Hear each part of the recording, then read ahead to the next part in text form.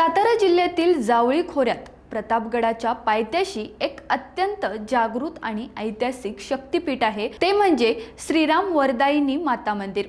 घनदाट वनराई आणि कोयना नदीच्या सानिध्यात वसलेलं हे मंदिर केवळ एक धार्मिक स्थळ नाही, तर एक पौराणिक कथांनी जोडलेलं शक्तिपीठ आहे।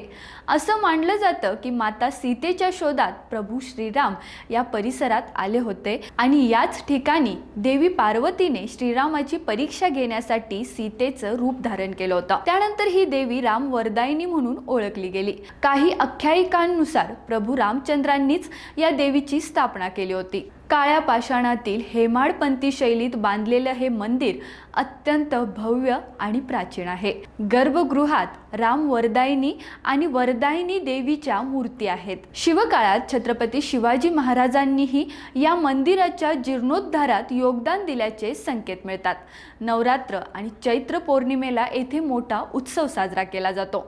निसर्ग, इतिहास आणि श्रद्धेचा संगम अनुभवायचा असेल तर ह्या मंदिराला एकदा नक्की भेट द्या। रोकठोक महाराष्ट्राला सबस्क्राईब करा आणि बेल आयकॉनवर क्लिक करायला विसरू नका।